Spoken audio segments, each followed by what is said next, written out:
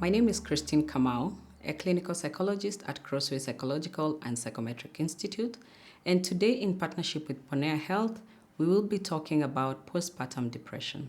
So what exactly is postnatal or postpartum depression? When we're talking about postnatal depression, we're referring to a group of depressive symptoms that some women experience in the period following childbirth. Now, typically, this group of symptoms will appear anywhere between 4 to 6 weeks, not to be confused with the baby blues, though. Baby blues affects nearly half of all new mothers, and it's a milder form of depressive symptoms that come about just a few days after childbirth, about 3 to 4 days following childbirth.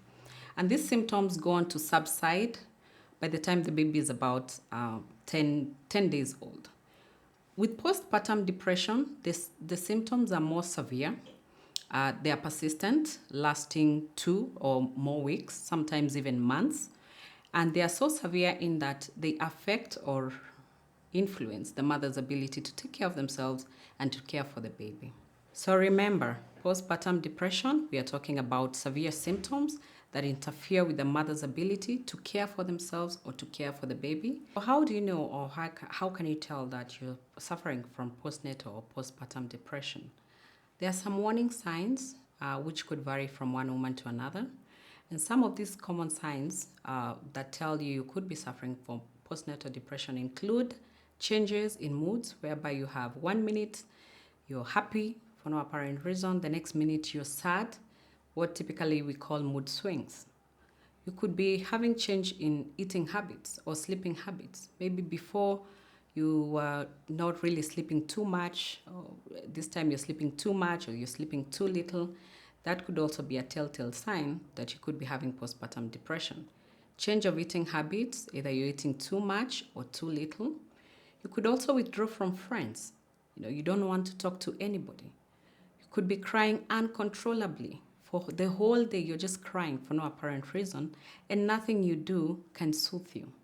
There's also irritability, a feeling of annoyance with anything and everything.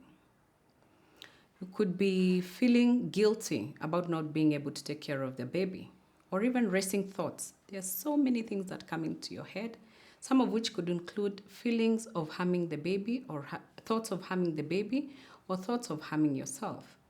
Some of these thoughts are so extreme, it could be thoughts of killing yourself or killing the baby. We also have withdrawal. You find yourself withdrawing from friends, withdrawing from family. You do not want to see with anybody. You even stop engaging with people. You also find there's a lack of pleasure in things that you used to otherwise find interest in before. Maybe you used to like cooking, watching movie. Now you have no interest in some of these things whatsoever. And then there's a prolonged feeling of sadness. And remember, with these feelings, they occur on most days or on nearly every day for a period persisting beyond 2 weeks. Now, for some women, they might experience what you call hallucinations and delusions, whereby they are hearing things that are not there or seeing things that are not there. I'm glad you could join us in this discussion. You can book my services through ponea.com. We look forward to you engaging with us in the next episode.